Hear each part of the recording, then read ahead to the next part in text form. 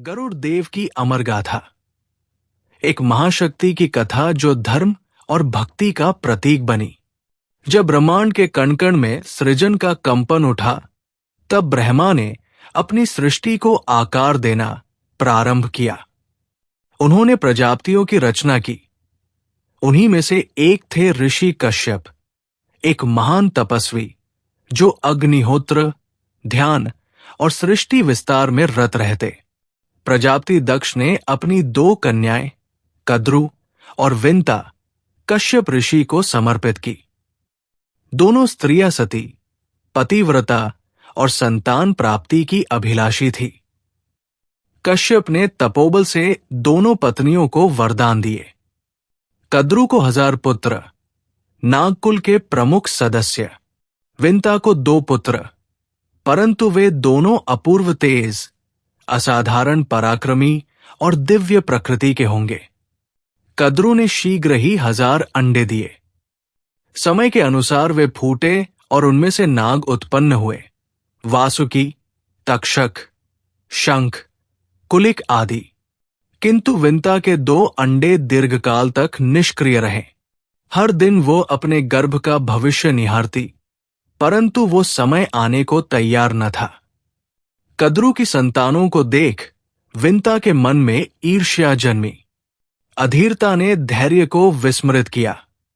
उन्होंने एक अंडा तोड़ दिया। उसमें से जन्मा एक बालक, तेजस्वी किंतु अधूरा। वो थे अरुण। उसके शरीर में पूर्णता नहीं थी, पर बुद्धि अग्निवत प्रखर थी। उसने विंता से कहा, मां, तुमने अधीरता से मेरे जीवन को अपूर्ण कर दिया, किंतु मैं तुम्हें शाप नहीं दूंगा। मैं भगवान सूर्य का रथ हाकूंगा और मेरे पीछे आ रहा है एक तेजस्वी पुत्र गरुड़। अरुण आकाश की ओर बढ़ गया, सूर्य का अमिट सारथी बनकर। वर्षों बाद दूसरा अंडा फूटा। धरती कांपी, आकाश में स्वर्ण ज्योति फैली और प्रकट हुए गरुड़।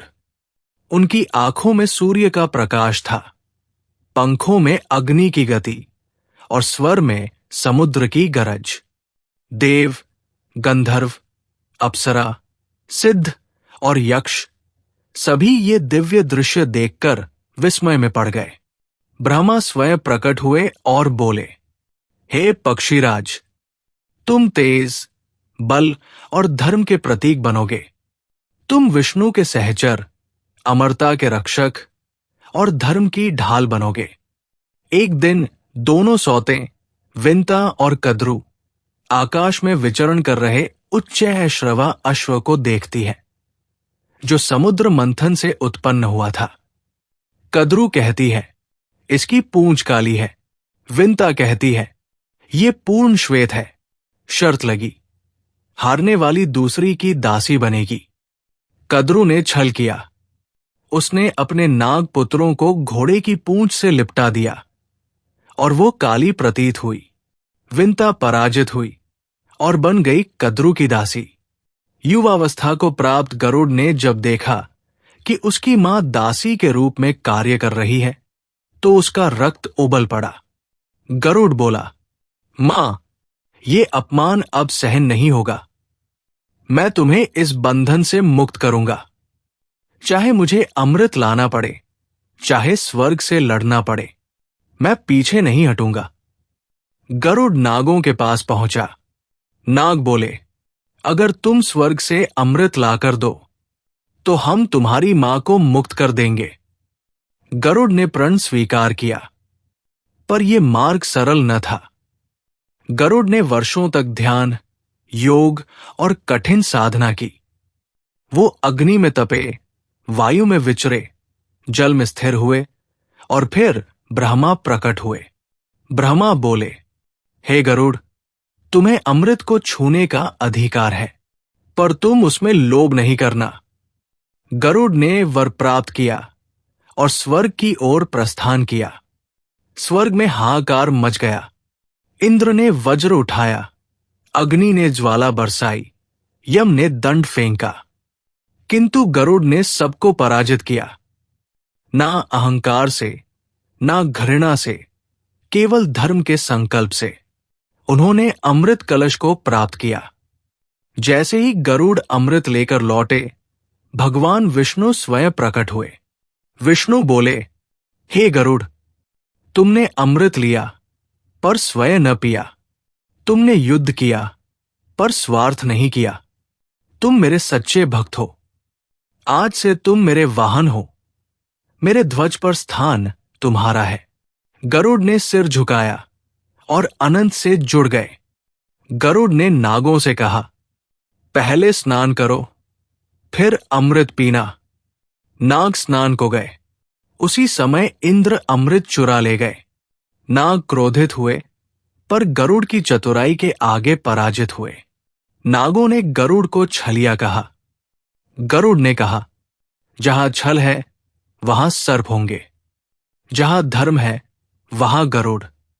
तभी से गरुड़ और नागों में सनातन वैर आरंभ हुआ। आज भी विष्णु मंदिरों में गरुड़ देव की प्रतिमा सबसे पहले दिखती है। वो न केवल वाहन है, वो प्रतीक है त्याग के, मातृभक्ति के, धर्म के लिए अडिग रहने के, और उस उड़ान के जो केवल स्वयं के लिए नहीं, सबके लिए होती है।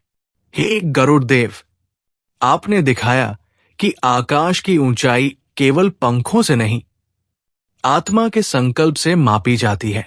आपकी कथा युगों तक हमें सिखाएगी। धर्म स्थिर रहो, माता पिता की सेवा करो और लोभ से दूर रहो।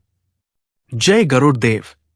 अगर आपको गरुड़ देव की ये अमर गाथा प्रेरणादायक लगी हो तो इस दिव्य कथा को ज्यादा से ज्यादा लोगों तक पहुंचाने के लिए लाइक जरूर करें, शेयर करें अपने परिवार और मित्रों के साथ, कमेंट करें जय गरुड़ देव लिखना न भूलें और बेल आइकन दबाएं ताकि अगली पौराणिक कथा आपसे छूट न जाए।